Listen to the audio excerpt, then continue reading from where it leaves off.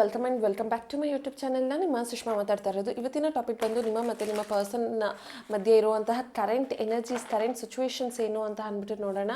And ನಿಮ್ಗೆ ಏನಾದರೂ ಈ ಒಂದು ರೀಡಿಂಗಲ್ಲಿ ಯಾವುದಾದ್ರೂ ಒಂದು ಮೆಸೇಜ್ನ ಕ್ಲೇಮ್ ಮಾಡ್ಕೋಬೇಕು ಅಂತ ಅಂದರೆ ನೀವು ನನ್ನ ಒಂದು ಕಮೆಂಟ್ ಸೆಕ್ಷನಲ್ಲಿ ನೀವು 111 ಅಂತ ಅಂದ್ಬಿಟ್ಟು ಟೈಪ್ ಮಾಡ್ಬೋದು. ಆ್ಯಂಡ್ ನಿಮ್ಗೆ ಏನಾದರೂ ಪರ್ಸನಲ್ ಟ್ಯಾರೋ ರೀಡಿಂಗ್ ಬೇಕಿದ್ದರೆ ನಾನು ಒಂದು ವಾಟ್ಸಪ್ ನಂಬರ್ಗೆ ಕಾಲ್ ಅಥವಾ ಮೆಸೇಜ್ ಮಾಡಿ ಪರ್ಸನಲ್ ಟ್ಯಾರೋ ರೀಡಿಂಗ್ನ ಪಡಿಬೋದು. ಆ್ಯಂಡ್ ರೇಖಿ ಮತ್ತು ಟ್ಯಾರೋ ಕೋರ್ಸಸ್ ಬೇಕು, ಅದಕ್ಕೆ ಎನ್ರೋಲ್ ಆಗಬೇಕು ಅಂತ ಇದ್ದರೆ ನಾನು ಒಂದು ವಾಟ್ಸಪ್ ನಂಬರ್ಗೆ ಕಾಲ್ ಅಥವಾ ಮೆಸೇಜ್ ಮಾಡಿ ನೀವು ಎನ್ರೋಲ್ ಆಗ್ಬೋದು. ಸೊ ನೋಡೋಣ ನಿಮ್ಮ ಪರ್ಸನ್ ಎನರ್ಜಿ ಏನಿದೆ ಅಂತ.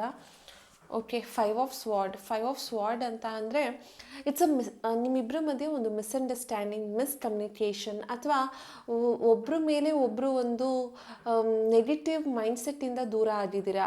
ಅದು ಗುಡ್ ಕ್ಲಿಯರೆನ್ಸಿಂದ ನಿಮ್ಮ ರಿಲೇಷನ್ಶಿಪ್ ಎಂಡ್ ಆಗಿಲ್ಲ ಅಂತ ಅಂದರೆ ಒಂದು ಗುಡ್ ಬಾಯ್ ಅಂತ ಹೇಳ್ತೀವಲ್ಲ, ಆ ಥರದ್ದು ಒಂದು ಗುಡ್ ಬಾಯ್ ಇಂದ ನಿಮ್ಮ ರಿಲೇಷನ್ಶಿಪ್ ಎಂಡ್ ಆಗಿಲ್ಲ. ಏನೋ ಒಂದು ಹಾಶಾಗಿ ಮಾತಾಡಿರೋದು, ಜಗಳ ಆಗಿರೋದು, ಅಥವಾ ಒಬ್ಬರ ಮೇಲೆ ಒಬ್ಬರು ತಪ್ಪನ್ನ ಹೇಳಿರೋ ಅಂಥದ್ದು. ಅಂದರೆ ಇಟ್ ಈಸ್ ನಾಟ್ ಲೈಕ್ ತುಂಬ ಸಾಫ್ಟ್ ಆಗಿ ಕೂಲ್ ಆಗಿ ಈ ಒಂದು ರಿಲೇಷನ್ಶಿಪ್ ಎಂಡ್ ಆಗಿಲ್ಲ. ಏನೋ ಒಂದು ಜಗಳದಿಂದ, ಒಂದು ಮನಸ್ತಾಪದಿಂದ, ಮತ್ತು ಒಬ್ಬರ ಮೇಲೆ ಒಬ್ಬರು ನೀವೇ ನೆಗೆಟಿವ್ ಹಾಕ್ಕೊಂಡು ಈ ಒಂದು ರಿಲೇಷನ್ಶಿಪ್ನ ಹಾಳು ಮಾಡ್ಕೊಂಡಿದ್ದೀರಾ. ಆ್ಯಂಡ್ ಈ ಒಂದು ರಿಲೇಷನ್ಶಿಪ್ ಎಂಡ್ ಆಗಬೇಕಾದ್ರೆ ತುಂಬ ಡಿಸ್ಟರ್ಬೆನ್ಸ್ ಇತ್ತು, ತುಂಬ ನಿಮ್ಮಿಬ್ಬರ ಮಧ್ಯ ಏನಂತಾರೆ ವೈಮನಸ್ಯ ಇತ್ತು ಅಂತ ಅಂದ್ಬಿಟ್ಟು ಇಲ್ಲಿ ಕಾಣಿಸ್ತಾ ಇದೆ. So five of swords is a card of you are like, ಈ ಪರ್ಸನ್ ಯಾಕೆ ಹಿಂಗೆ ಮಾಡಿದ್ರು ಅಂತ ನೀವು ಯೋಚನೆ ಮಾಡಿದ್ರೆ ಆ ಪರ್ಸನ್ ಕೂಡ ಹಾಗೆ ಯೋಚನೆ ಮಾಡ್ತಿದ್ದಾರೆ. ಇವ್ರು ಯಾಕೆ ನನ್ನನ್ನು ಇಷ್ಟೊಂದು ಡಿಸ್ಟರ್ಬ್ ಮಾಡಿದ್ರು, ಯಾಕೆ ಇವರು ನನ್ನ ಜೊತೆ ಜಗಳ ಆಡಿದ್ರು, ಯಾಕೆ ಇಷ್ಟು ಆರ್ಗ್ಯುಮೆಂಟ್ಸ್, ಇಷ್ಟು ಹಾರ್ಶ್ ಲ್ಯಾಂಗ್ವೇಜಸ್, ಅಥವಾ ಇಷ್ಟು ಮ್ಯಾನಿಪ್ಯುಲೇಟಿವ್ ಆಗಿ ನನ್ನ ಹತ್ರ ಯಾಕೆ ಮಾತಾಡಿದ್ರು. ಅವ್ರಿಗೆ ಹೆಂಗೆ ಫೀಲ್ ಆಗ್ತಿದೆ ಅಂದರೆ ಯು ಆರ್ ಈಗೋಯಿಸ್ಟಿಕ್ ಪರ್ಸನ್, ನಿಮಗೆ ತುಂಬ ದುರಂಕಾರ, ನಿಮಗೆ ಈಗೋ ತುಂಬ ಇದೆ, ನೀವು ಅವ್ರನ್ನ ಅರ್ಥ ಮಾಡ್ಕೊಳ್ಳಲ್ಲ, ನಿಮ್ಮದೇ ದಾರಿಯಲ್ಲಿ ನೀವು ನಡೀತೀರಾ, ನಿಮಗೂ ಅವ್ರಿಗೂ ಒಂದು ಪ್ರಾಪರ್ ಅಂಡರ್ಸ್ಟ್ಯಾಂಡಿಂಗ್ ಇಲ್ಲ. ಬಿಕಾಸ್ ನಿಮ್ಮ ಒಂದು ಈಗೋ ಆ್ಯಟಿಟ್ಯೂಡ್ ಆ ಪರ್ಸನ್ಗೆ, ಅವರ ಈಗೋ ಆ್ಯಟಿಟ್ಯೂಡ್ ಅವ್ರಿಗೆ ಕಾಣಿಸ್ತಿಲ್ಲ, ಬಟ್ ನಿಮ್ಮದೇ ಈಗೋ ಆ್ಯಟಿಟ್ಯೂಡ್ ಇದೆ ಅಂತ ಅಂದ್ಬಿಟ್ಟು ಆ ಪರ್ಸನ್ ಫೀಲ್ ಮಾಡ್ತಿದ್ದಾರೆ ಅಂತ ಕಾಣಿಸ್ತಿದೆ. Okay, so five of swords is a energy of usually ಕುಂಭರಾಶಿ ಅಂತ ಹೇಳ್ತೀನಿ, ಅಂದರೆ ಅಕ್ವೇರಿಯಸ್ ಬರುತ್ತೆ. ಸೊ ನೋಡೋಣ ನಿಮ್ಮ ಪರ್ಸನ್ ಇನ್ನು ಏನೇನು ಫೀಲ್ ಮಾಡ್ತಿದ್ದಾರೆ ಅಂತ ಅಂದ್ಬಿಟ್ಟು. ಓಕೆ, ನಾನು ಆಲ್ರೆಡಿ ಹೇಳಿದೆ ಫೈವ್ ಆಫ್ ಸ್ವಾರ್ಡಲ್ಲೇ ನಿಮ್ಮಿಬ್ಬರ ಮಧ್ಯೆ ಒಂದು ಹಾರ್ಶ್ ಎಂಡಿಂಗ್ ಆಗಿದೆ. ಓಕೆ, 10 ಆಫ್ ವಾಂಡ್ಸ್ ಅಂತ ಬಂದಾಗ ಈ ಪರ್ಸನ್ಗೆ ಅವರ ಲೈಫಲ್ಲಿ ಈಗ ರೆಸ್ಪಾನ್ಸಿಬಿಲಿಟೀಸ್ ಅನ್ನುವಂಥದ್ದು ಜಾಸ್ತಿ. ಅವ್ರಿಗೆ ಅವರ ಜೀವನ ತಿಂದು ಅಂದರೆ ಕಷ್ಟಪಟ್ಟು ದುಡ್ದು ತಿನ್ನಬೇಕು, ಅಷ್ಟು ಪ್ರಾಬ್ಲಮೆಟಿಕ್ ಸಿಚುವೇಷನಲ್ಲಿ ಆ ಪರ್ಸನ್ ಇದ್ದಾರೆ, ಅಷ್ಟು ಆ ಪರ್ಸನ್ ಅವರ ಲೈಫಲ್ಲಿ ಪ್ರಾಬ್ಲಮಲ್ಲಿದ್ದಾರೆ ಅನ್ನೋವಂಥದ್ದು. ಅಂದರೆ ಈ ಪರ್ಸನ್ಗೆ ತುಂಬ ರೆಸ್ಪಾನ್ಸಿಬಿಲಿಟೀಸ್ ಇದೆ, ಅವ್ರಿಗೆ ತುಂಬ ಡ್ಯೂಟೀಸ್ ಇದೆ, ಅವ್ರು ಕೆಲಸ ಮಾಡಿಲ್ಲ ಅಂತ ಅಂದರೆ ಅವರ ಜೀವನ ನಡೆಯಲ್ಲ. ಈ ಥರದ್ದು ಒಂದು ಸಿಚುವೇಷನಲ್ಲಿ ಈ ಪರ್ಸನ್ ಇದ್ದಾರೆ. ಸೊ ಇವರು ಕಂಪ್ಲೀಟಾಗಿ ಅವರ ಒಂದು ಕೆರಿಯರ್ ಮೇಲೋ ಅಥವಾ ಅವರ ಒಂದು ಜಾಬ್ ಮೇಲೆ ಅವರು ತುಂಬ ಫೋಕಸ್ಡ್ ಆಗಿದ್ದಾರೆ ಅಂತ ಅಂದ್ಬಿಟ್ಟು ಕಾಣಿಸ್ತಾ ಇದೆ. ಆದರೆ ಈ ಒಂದು ರಿಲೇಷನ್ಶಿಪ್ಪಲ್ಲಿ ಪರ್ಸನ್ಗೆ ಏನು ಫೀಲ್ ಅಂತ ಅಂದರೆ, ನಾನು ಇಷ್ಟೆಲ್ಲ ಪ್ರಾಬ್ಲಮೆಟಿಕ್ ಸಿಚುವೇಷನಲ್ಲಿ ಇದ್ದೀನಿ, ನಾನೇ ಯಾಕೆ ಈ ಪರ್ಸನ್ನ ಅರ್ಥ ಮಾಡ್ಕೋಬೇಕು, ಅವ್ರು ಯಾಕೆ ನನ್ನನ್ನು ಅರ್ಥ ಮಾಡ್ಕೋಬಾರ್ದು ಅನ್ನೋ ಒಂದು ಎಕ್ಸ್ಪೆಕ್ಟೇಷನ್ ಈ ಪರ್ಸನ್ಗೆ, ಒಂಥರ ಅನ್ಮೆಟ್ ಎಕ್ಸ್ಪೆಕ್ಟೇಷನ್ ಅಂತ ನಾವು ಹೇಳ್ತೀವಿ. ಯಾರು ಯಾವತ್ತೂ ಹೇಳ್ಕೊಡಲ್ವೋ, ಯಾರಿಗೂ ಅರ್ಥ ಆಗಲ್ಲ, ಬಟ್ ಹೇಳ್ಕೊಳ್ದೇನೆ ಈ ಪರ್ಸನ್ ಅಂದ್ಕೊಳ್ತಿದ್ದಾರೆ ನೀವು ಅವ್ರನ್ನ ಅರ್ಥ ಮಾಡ್ಕೋಬೇಕು, ಅವ್ರು ಕಷ್ಟದಲ್ಲಿದ್ದಾರೆ ಅಂತ ನೀವು ಅರ್ಥ ಮಾಡ್ಕೋಬೇಕು ಅಂತ ಅಂದ್ಬಿಟ್ಟು ಈ ಪರ್ಸನ್ ಫೀಲ್ ಮಾಡ್ತಿದ್ದಾರೆ. ಬಟ್ ಟು ಬಿ ಫ್ರ್ಯಾಂಕ್, ಈ ಪರ್ಸನ್ ಅವ್ರದ್ದೇ ಆದಂಥ ಒಂದು ಲೈಫಲ್ಲಿ ತುಂಬ ಬ್ಯುಸಿಯಾಗಿದ್ದಾರೆ, ಅವ್ರದ್ದೇ ಆದಂಥ ಜವಾಬ್ದಾರಿಗಳಿದೆ. ಅದರಲ್ಲಿ ಈ ಪರ್ಸನ್ ನಿಮಗೆ ಟೈಮ್ ಕೊಡೋದಕ್ಕಾಗ್ತಿಲ್ಲ ಅನ್ನೋದು ಆ ಪರ್ಸನ್ಗೆ ಗೊತ್ತಿದೆ. Okay, and the fool card ಬರ್ತಾ ಇದೆ. The fool card is nothing but ಒಂಥರ ಈ ಪರ್ಸನ್ ವೆರಿ ಪ್ರಾಕ್ಟಿಕಲ್ ಆಗಿಬಿಟ್ಟಿದ್ದಾರೆ, ಮೋರ್ ದೆನ್ ಎಮೋಷನಲ್. ಈ ಪರ್ಸನ್ ನಾನು ನನ್ನ ಜೀವನ ನಾನು ಯಾವ ಥರ ಇರಬೇಕು ಅಂತ ಅಂದರೆ, ನನ್ನ ಜೀವನದಲ್ಲಿ ನಾನು ಯಾವಾಗಲೂ ಖುಷಿಯಾಗಿ, ಎಕ್ಸೈಟೆಡ್ ಆಗಿ, ಮತ್ತು ನನ್ನದೇ ಆದಂತಹ ಒಂದು ಪ್ರಪಂಚದಲ್ಲಿ ನಾನು ಬ್ಯುಸಿಯಾಗಿರಬೇಕು, ನಾನು ಯಾಕೆ ತಲೆ ಕೆಡಿಸ್ಕೊಳ್ಳಿ ಅನ್ನೋ ಒಂದು ಮೈಂಡ್ಸೆಟ್ಟಲ್ಲಿ ಈ ಪರ್ಸನ್ ಇದ್ದಾರೆ. ಬಟ್ ಈ ಪರ್ಸನ್ ಎನರ್ಜಿ ನೋಡ್ತಿದ್ರೆ ಈ ಪರ್ಸನ್ ಬಂದು ಈ ಕಮಿಟ್ಮೆಂಟ್ ಅಂತ ಅಂದರೆ ಕಮಿಟ್ಮೆಂಟ್ ಕೊಡುವಂಥ ಪರ್ಸನ್ ಅಲ್ಲ. ಓಕೆ, ಇದು ನೀವು ಮತ್ತು ಅವರು ಏನಾದರೂ ಮಾತಾಡ್ತೀವಿ ಅಂತ ಅಂದರೆ ಈ ಪರ್ಸನ್ ಪ್ರಾಪರಾಗಿ ಕಮ್ಯುನಿಕೇಷನ್ ಮಾಡಲ್ಲ, ಇಶ್ಯೂನ ಪ್ರಾಪರಾಗಿ ರಿಸಾಲ್ವ್ ಮಾಡಲ್ಲ. ಬಿಕಾಸ್ ಅವರ ಒಂದು ಮೈಂಡ್ಸೆಟ್ಟೇ ಒಂಥರ ನೋಡೋದಕ್ಕೆ ಪ್ರಾಕ್ಟಿಕಲ್ ಇದ್ರೂ ಒಂದು ಚೈಲ್ಡಿಶ್ ಮೈಂಡ್ಸೆಟ್ ಇದೆ. ಅದೇ ಈ ಮಕ್ಳುಗಳಿಗೆ ಏನು ಗೊತ್ತಾಗ್ದೇ ಅವ್ರ ಪಾಡವರು ಅವ್ರ ಜೀವನದಲ್ಲಿ ಹೋಗ್ತಾರಲ್ಲ, ಹಂಗೆ ಇವರು ಕೂಡ. ಇದನ್ನು ನಾನು ಏನು ಹೇಳ್ತೀನಿ ಅಂದರೆ ಈ person to be frank very practical oriented. ಅವರ ಜೀವನದಲ್ಲಿ ಅವ್ರಿಗೆ ಏನು ಬೇಕು ಏನು ಬೇಡ ಅನ್ನೋದು ಆ ಪರ್ಸನ್ಗೆ ತುಂಬ ಚೆನ್ನಾಗೇ ಗೊತ್ತಿದೆ. ಆದರೆ ನಿಮ್ಮ ಆಲೋಚನೆ ಬಂದಾಗ ಅಥವಾ ನಿಮ್ಮ ವಿಚಾರ ಅಂತ ಬಂದಾಗ ಈ ಪರ್ಸನ್ ವೆರಿ ಪ್ರಾಕ್ಟಿಕಲ್ ಆಗಿಬಿಡ್ತಾರೆ. ಆ ಥರದ ಮೈಂಡ್ಸೆಟ್, ಓಡ್ಲಿ ಬಿಡು, ಈ ರಿಲೇಷನ್ಶಿಪ್ಗೆ ನಾನು ಎಫರ್ಟ್ಸ್ ಹಾಕೋಕ್ಕಾಗಲ್ಲ, ನಾನು ರಿಸ್ಕ್ ತೊಗೊಳೋದಕ್ಕಾಗಲ್ಲ, ನಾನು ಕಮಿಟ್ಮೆಂಟ್ನ ಕೊಡೋದಕ್ಕಾಗಲ್ಲ, ಸೊ ನಾನು ಯಾಕೆ ಈ ಬರ್ಡನ್ನ ತೊಗೋಬೇಕು, ನನಗೆ ಆಲ್ರೆಡಿ ಇರೋ ಬರ್ಡನ್ ಮಧ್ಯೆ ಈ ಒಂದು ಎಕ್ಸ್ಟ್ರಾ ಬರ್ಡನ್ ಯಾಕೆ ಬೇಕು ಅಂತ ಅಂದ್ಬಿಟ್ಟು ಈ ಪರ್ಸನ್ ಫೀಲ್ ಮಾಡ್ತಿದ್ದಾರೆ. ಆ್ಯಂಡ್ ಇನ್ನೊಂದು ನೀವು ನೋಡ್ಬೋದು, ಈ ಪರ್ಸನ್ ಎಷ್ಟು ಅಂದರೆ ಫೂಲಿಶ್ ಆಗೇ ಇದ್ದಾರೆ ಅಂತ ಅಂದರೆ the card is the pool. Okay, ಆ ಪರ್ಸನ್ಗೆ ಇಲ್ಲಿ ಒಂದು ಕಡ್ಡಿನ ಇಟ್ಕೊಂಡಿದ್ದಾರೆ. ಓಕೆ, ಇಲ್ಲಿ ಸ್ವಲ್ಪ ಇದು ಕ್ಲಿಫ್ ಅಂತೀವಿ, ಅಂದರೆ ಕ್ಲಿಫ್ ಅಂತ ಅಂದರೆ ಒಂದು ಬಂಡೆ ಮೇಲೆ ನಿಂತಿದ್ದಾರೆ. ಓಕೆ, ಸೊ ಇದ್ರ ಮೇಲೆ ನಿಂತ್ಕೊಂಡು ಇಲ್ಲಿ ಆ ಪರ್ಸನ್ ಯಾವಾಗ ಬೇಕಾದರೂ ಇಲ್ಲಿ ಕೈ ಬಿಟ್ಟರೆ ಕೆಳಗಡೆ ಬಿದ್ದು ಜಾರ್ತಾರೆ. ಹಾಗಾಗಿ ಈ ಪರ್ಸನ್ ಮೈಂಡ್ಸೆಟ್ ಹೆಂಗಿದೆ ಅಂತ ಅಂದರೆ ಯಾವುದು ಸತ್ಯ ಯಾವುದು ಸುಳ್ಳು ಅಂತ ಗೊತ್ತಾಗ್ತಿಲ್ಲ ಅವ್ರಿಗೆ. ಕೆಳಗಡೆ ನೀರಿರೋದು ಸತ್ಯನೇ, ಕೈ ಬಿಟ್ರೂ ಬೀಳ್ತಾರೆ ಗೊತ್ತು, ಆದರೆ ಅವ್ರ ಆ್ಯಂಗಲ್ ನೋಡಿ ಹೆಂಗಿದ್ದಾರೆ, ಅವ್ರು ಬಿದ್ದರೆ ಕೆಳಗಡೆನೆ ಹೋಗೋದು. ಸೊ ಆದರೆ ಆ ಒಂದು ಅರಿವು, ಆ ಒಂದು ಥಾಟ್ ಈ ಪರ್ಸನ್ಗೆ ಅರ್ಥ ಆಗ್ತಿಲ್ಲ. ಜೀವನದಲ್ಲಿ ಅವ್ರಿಗೆ ಯಾವುದು ಸತ್ಯ ಯಾವುದು ಸುಳ್ಳು, ಯಾರು ಅವ್ರಿಗೆ ಒಳ್ಳೆ ಪರ್ಸನ್, ಯಾರು ಅವ್ರಿಗೆ ಒಳ್ಳೆ ಪರ್ಸನ್ ಅಲ್ಲ, ಅವರ ವೆಲ್ ವಿಶರ್ಸ್ ಯಾರು, ಅವ್ರಿಗೆ ಯಾರು ಒಳ್ಳೆಯದನ್ನು ಬಯಸ್ತಿದ್ದಾರೆ, ಅವರ ಜೀವನದಲ್ಲಿ ಅವರಿಂದ ಅಂದರೆ ಈ ಪರ್ಸನಿಂದ ನಿಮ್ಗೇನು ಎಕ್ಸ್ಪೆಕ್ಟೇಷನ್ ಇಲ್ಲ, ಪ್ರೀತಿ ವಿಶ್ವಾಸ ಅನ್ನೋದಷ್ಟೇ ನಿಮ್ಮ ಎಕ್ಸ್ಪೆಕ್ಟೇಷನ್ ಆಗಿರುತ್ತೆ. ಬಟ್ ಈ ಪರ್ಸನ್ಗೆ ಆ ರಿಯಾಲಿಟಿ ಅರ್ಥ ಆಗ್ತಿಲ್ಲ ಅಂತ ಅಂದ್ಬಿಟ್ಟು ಇಲ್ಲಿ ಹೇಳ್ಬೋದು. ಸೊ ಈ ಪರ್ಸನ್ ಒಂಥರ ಹುಡುಗಾಟದ ಜೀವನ ಮಾಡ್ಕೊಂಡಿದ್ದಾರೆ. ರಿಲೇಷನ್ಶಿಪ್ ಅಂತ ಅಂದರೆ it's a proper commitment, proper communication, and ಏನೇ ಇಶ್ಯೂ ಇದ್ರೂ it should be like resolve between you both. ಇದೇನೂ ಮಾಡ್ದೇನೆ ಅವರ ಜೀವನದಲ್ಲಿ ಅವ್ರಿಗೆ ಏನೋ ಪ್ರಾಬ್ಲಮ್ ಬಂತು ಬಿಟ್ಟು ಹೋಗೋದು, ಅವ್ರಿಗೇನೋ ಇಶ್ಯೂ ಬಂತು ಬಿಟ್ಟು ಹೋಗೋದು, ಏನೋ ಮಿಸ್ಅಂಡರ್ಸ್ಟ್ಯಾಂಡಿಂಗ್ ಬಂತು ಬಿಟ್ಟು ಹೋಗೋದು. ಯಾವುದೇ ಪ್ರಾಬ್ಲಮ್ ಆಗಿರಲಿ, ಏನೇ ಇಶ್ಯೂ ಆಗಿರಲಿ, ಅದು ದೆನ್ ಆ್ಯಂಡ್ ದೇರ್ ಕ್ಲಿಯರ್ ಆಗಿಬಿಟ್ರೆ ಪ್ರಾಬ್ಲಮ್ಮೇ ಇರಲ್ಲ. ಆದರೆ ನಮ್ಮ ಸೊಸೈಟಿ ಅಥವಾ ನಮ್ಮ ಜನಗಳು ಹೇಗಿರ್ತಾರೆ ಅಂತ ಅಂದರೆ ರಿಲೇಷನ್ಶಿಪ್ ಅಂತ ಬಂದಿದ ತಕ್ಷಣ ಯಾರ್ದೋ ಒಬ್ರದ್ದು ಪ್ರಾಬ್ಲಮ್ ಆಗೋಯ್ತು ಅಂದರೆ ಇನ್ನೊಬ್ರು ಮುನಿಸ್ಕೊಳ್ಳೋದು, ಆ ಕಡೆ ಅವ್ರು ಓಡೋದು, ಇನ್ನೊಬ್ರು ಈ ಕಡೆ ಓಡೋದು, ಲೈಕ್ ಆಪೋಸಿಟ್ ವೇಯಲ್ಲಿ ಆಪೋಸಿಟ್ ರೋಡಲ್ಲಿ ಒಬ್ಬೊಬ್ಬರು ಓಡಾಡೋದು. ಸೊ ಈ ಥರ ಆದರೆ ರಿಲೇಷನ್ಶಿಪ್ಪು ಸಾರ್ಟ್ ಔಟ್ ಆಗೋದು ಹೇಗೆ? ಸೊ ಈ ಪರ್ಸನ್ ಮಾಡ್ತಿರೋ ನೇಚರ್ ಅದನ್ನೇ. ಓಕೆ, ಸೊ ಇವ್ರಿಗೆ ಒಂದು ಪ್ರಾಪರ್ ಇಶ್ಯೂನ ರಿಸಾಲ್ವ್ ಮಾಡ್ಕೊಳ್ಳೋಕ್ಕೆ ಆಗ್ತಾ ಇಲ್ಲ, ಆ ಶಕ್ತಿ ಆ ಪರ್ಸನ್ಗೆ ಇಲ್ಲ ಅಂತ ಅಂದ್ಬಿಟ್ಟು ಹೇಳ್ತೀನಿ. Okay, and 7 of pentacles. Okay, 7 of pentacle is like ನೀವು ಈ ಪರ್ಸನ್ಗೋಸ್ಕರ ಎಷ್ಟೆಲ್ಲ ಮಾಡಿದ್ದೀರಾ ಅಂತ ಅಂದರೆ ಐ ಗೆಸ್ ಫಿನಾನ್ಷಿಯಲಿ ಹೆಲ್ಪ್ ಮಾಡಿರ್ಬೋದು ಅಥವಾ ಮೆಂಟಲಿ ಸಪೋರ್ಟ್ ಮಾಡಿರಬಹುದು, ಆರ್ ಈ ಪರ್ಸನ್ಗೋಸ್ಕರ ನೀವು ತುಂಬಾ ಬ್ಯಾಕ್ ಬೋನ್ ಆಗಿ ನಿಂತಿದ್ರಿ ಅನ್ನೋವಂಥದ್ದು ಕಾಣಿಸ್ತಾ ಇದೆ. ಆದರೆ ಈ ಪರ್ಸನ್ ನೋಡಿ ನಿಮ್ಮ ಪ್ರೀತಿ ಇಷ್ಟು ಆಳವಾಗಿದೆ, you can see the root ಎಷ್ಟು ಸ್ಟ್ರಾಂಗ್ ಆಗಿ ಎಷ್ಟು ಕೆಳಗಡೆ ಇದೆ. ಬಟ್ ಈ ಪರ್ಸನ್ಗೆ ಅದರ ಅರಿವೇ ಇಲ್ಲ. ಅದು ಹೆಂಗಿದೆ ಅಂತ ಅಂದರೆ ಆ ಪರ್ಸನ್ ಮೇಲ್ನೋಟಕ್ಕೆ ಮಾತ್ರ ನಿಮ್ಮ ಅಪಿಯರೆನ್ಸ್ ಅಥವಾ ನಿಮ್ಮ ಬಿಹೇವಿಯರ್ ಅಷ್ಟೇ ಆ ಪರ್ಸನ್ಗೆ ಕಾಣಿಸ್ತಿದೆ, ಅಥವಾ ನಿಮ್ಮ ಜಗಳ ಅಥವಾ ನಿಮ್ಮಿಬ್ಬರ ಮಧ್ಯ ಒಂದು ಏನಂತ ಮಿಸ್ಅಂಡರ್ಸ್ಟ್ಯಾಂಡಿಂಗ್ ಇದು ಈ ಪರ್ಸನ್ಗೆ ಕಾಣಿಸ್ತಿದೆ. ಬಟ್ ಆ ಪರ್ಸನ್ ನಿಮ್ಮನ್ನ ಈ ಡೀಪ್ ರೂಟೆಡ್ ಆಗಿ ಈ ಪರ್ಸನ್ ನಿಮ್ಮನ್ನ ಅರ್ಥ ಮಾಡ್ಕೊಳ್ಳೋದಕ್ಕೆ ಟ್ರೈಯೇ ಮಾಡ್ತಿಲ್ಲ. ಬಟ್ ಆ ಪರ್ಸನ್ ಹೆಂಗಿದ್ದಾರೆ ಅಂತ ಅಂದರೆ ಮೇಲ್ನೋಟಕ್ಕೆ ಪ್ರಪಂಚದಲ್ಲಿ ಹೇಗೆ ಬದುಕಬೇಕೋ ಹಾಗೆ ಬದುಕ್ತಿದ್ದಾರೆ. ಬಟ್ ಯಾವುದು ಸತ್ಯನ ಈ ಪರ್ಸನ್ ಅರ್ಥ ಮಾಡ್ಕೊಳ್ತಿಲ್ಲ. ರಿಯಾಲಿಟಿನ ಯಾರು ಅರ್ಥ ಮಾಡ್ಕೊಳ್ತಾರೋ ಅವ್ರ ಲೈಫ್ ಚೆನ್ನಾಗಿರುತ್ತೆ.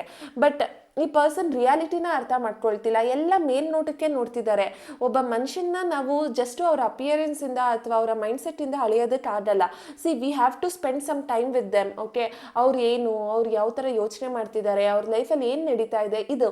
ಬಟ್ ಈ ಪರ್ಸನ್ ಹೆಂಗಿದ್ದಾರೆ ಅಂತ ಅಂದರೆ ಎಲ್ಲನೂ ಬೂಟಾಟಿಕೆ, ಎಲ್ಲನೂ like it should be like ಎನ್ನೇ ಅಂದರೆ ಈ ರಿಲೇಷನ್ಶಿಪ್ ಈಗ ಸದ್ಯಕ್ಕೆ ನಡೀತಾ ಇರೋದು ಅವರ ಜೀವನದಲ್ಲಿ ಅವರ ಅಡ್ವೆಂಚರಸ್ ಆಗಿ ಎಕ್ಸೈಟೆಡ್ ಆಗಿ ಅವರ ಜೀವನದಲ್ಲಿ ಅವರಿದ್ದಾರೆ. ನಿಮ್ಮ ಜೀವನದಲ್ಲಿ ನೀವು ನಿಮ್ಮದೇ ಆದಂಥ ಒಂದು ಓನ್ ವರ್ಕಲ್ಲಿ ಇದ್ದೀರಾ ಅನ್ನೋವಂಥದ್ದು ಕಾಣಿಸ್ತಾ ಇದೆ. ಓಕೆ, ಸೊ ಇವರ ಎನರ್ಜಿ ಏನು ಈಗ ಬರಬೇಕು ಅಂತ ಇದೆಯಾ, ಏನು ನೆಕ್ಸ್ಟ್ ಆ್ಯಕ್ಷನ್ ತೊಗೋಬೇಕು ಅಂತ ಅಂದ್ಕೊಳ್ತಿದ್ದಾರೆ ಅಂತ ಅಂದ್ಬಿಟ್ಟು ನೋಡೋಣ. ಅದಾದಮೇಲೆ ನಿಮ್ಮ ಎನರ್ಜಿನ ನಾನು ಪಿಕ್ ಮಾಡ್ತೀನಿ. Okay, oh my god, 7 of sword. ನೆನ್ನೆ ಇದೇ ಸೇಮ್ ಕಾರ್ಡ್ ಬಂತು.